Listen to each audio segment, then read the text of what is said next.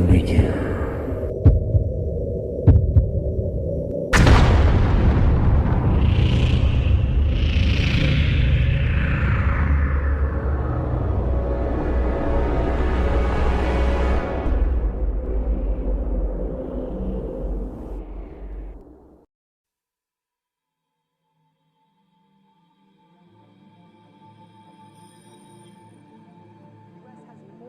Drinking fluoridated water than the rest of the world combined.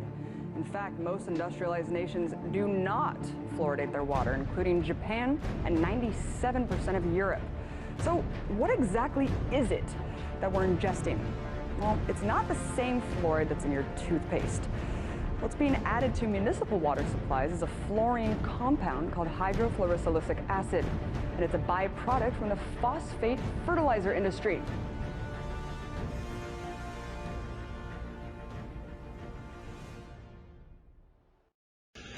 In 1930, there was a Danish public health official named Röhm, who of course was assigned by his government to study the effect of cryolite or fluoride poisoning on the workers. And he found they developed neurotoxic changes. In other words, it attacked their nervous system. They got pulmonary fibrosis, they got arthritis, they got infirmity, they got skeletal fibrosis, they got kidney disease.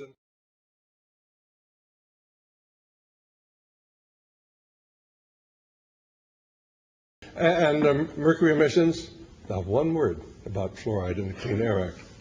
1977, there were congressional hearings, and the congressman wanted to know if there was any relationship between water fluoridation and cancer.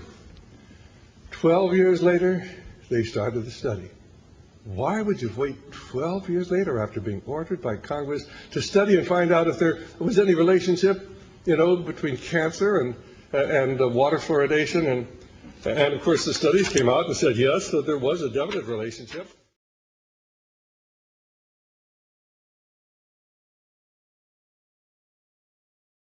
Well-established fact that fluoride, 1 part per million, is good for your teeth. It causes less cavities. The fact of the matter, there's never been a scientific study that shows that. Every scientific study that's ever been done on fluoride shows that it causes dental fluorosis, it causes cavities, and it also causes cancers. It causes bone cancers, and especially in children. There have been many of those studies that show that fluoride causes bone cancer. But anyway, mid-1950s, well, it was actually the mid-1940s, some cities began to fluoridate the water. By the mid-1950s, most major cities around the states began to fluoridate the water. Now, 70% plus of the cities in the United States, the municipalities, fluoridate their water with sodium fluoride or hydrofluorosilicic acid, which is another kind of fluoride, which are both toxic, both carcinogenic, and they're both hazardous materials, and they transport them to the municipal water supplies in hazmat trucks. Fluoride is hazardous.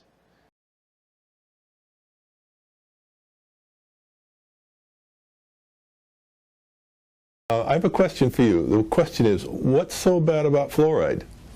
We have fluoride in our toothpaste, and people are putting fluoride in our drinking water. What's so bad about fluoride? Well, it turns out that fluoride is a very toxic element. It's toxic to the body, and it's toxic to the brain.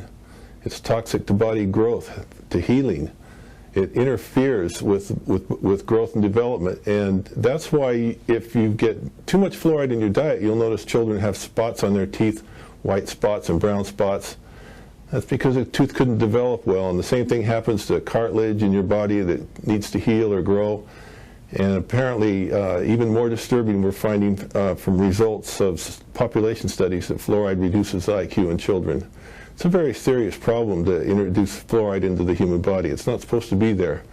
There's no minimum daily requirement for fluoride. It's very poisonous. And so we have fluoride in toothpaste. Turns out that there's enough fluoride in a tube of toothpaste to kill a small child.